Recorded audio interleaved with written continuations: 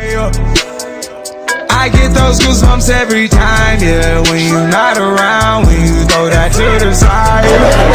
Hey everybody, it's your girl Shelly. Please Oprah. I am with. Here you go, right? Stepping two deuces. Algee Smith, listen. So when it comes to this type of situation, have you ever encountered this on your own when it dealt with police violence and things like that? Really good question. So I'm fortunate enough to say that I haven't been to that extreme of police brutality. I've definitely been harassed in my life before. I've definitely been viewed a certain way and even dealt with a certain way, but not to that extreme brutality. Man, you coming at me for my music, but you listen to this old stuff. Old stuff? What? You better get up out of here with all that. Pocket's the truth. Some say the blacker the better, the sweeter the juice. I say the darker the flesh. I have family members that have gone through that brutality though, so I can connect and I can relate as to being that close to it and knowing the trauma after it and the isolation you may feel after that, or just like you can't talk. There's a lot that goes in with that, so I understand it to that degree. I felt like the movie took me on an emotional roller coaster. Yeah, for sure. So when the anger comes in, did you have the opportunity to feel that anger while you were in the middle of shooting? Because that's what I felt at a point, real anger. Yeah, no, I did.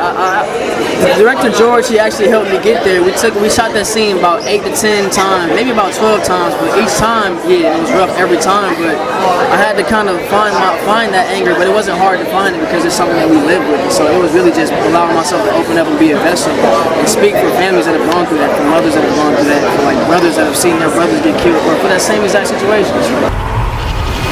Out of the car. Yo, Starr, you okay? Go back where he told you. Khalil, I'm not playing. Go back where...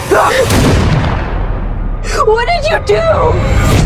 So this is a big stretch from the days of a New Edition. Yeah. I mean, at first when I first saw you, I was trying to keep my mind off of that's not Ralph. That's not Ralph. But do you get that often? I promise you, I was like, that's not Ralph. Wait a minute, he's in a whole new character. Do you find that identification happens all the time? Yeah, I get that a lot, and it's not something that you can really be upset at. It's something that I have to appreciate because that's all the people know. And so when people are that in love with something, that in love with the product that you do, that's something that you should be grateful for, that they related to you as that. So I take it all as love. I love it.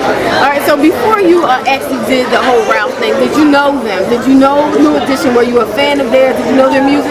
What's really funny is I didn't personally know New Edition, but my dad, he used to play guitar and tour with New Edition when I was like 13 years old. So everything just kind of came back full circle for me. When I met them, he was there and he got to tell me stories about them. They linked up, so it was all good.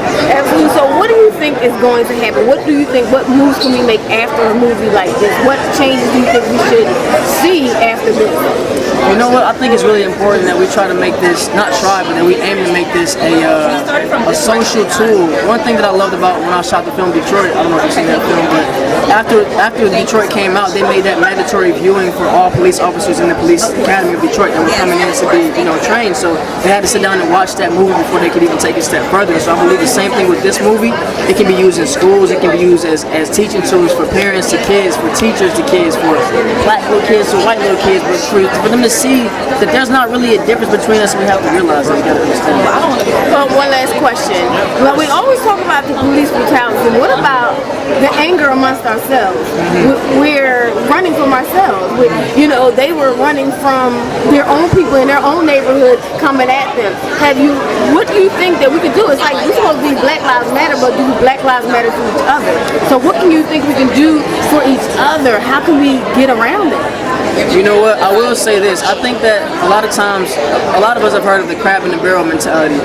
But when you take so many people and you put them in this situation and you don't give them jobs, you don't give them a stable place to provide for themselves, so they have to go out and they have to do what they have to do to make money, that's going to cause friction no matter who it is. And so whether you got black on black or white on white, it's going to be the same in each neighborhood. So we have to just come to an agreement that we have to understand that this is a setup. You know what I'm saying? As all black people, we have to be able to sit down and say, okay, how can we go around the setup and not give into what they're trying to get us to give into? So I think that's taking it further. Absolutely. What's next for you? A lot of music coming up. I got an album coming out called ATLA, a movie coming out with the album. I'm doing way more auditions. I just got a nice good call back that I can't talk about right now. Go ahead. I'm focused on the hate you did though. I'm focused on putting that message out to spread it.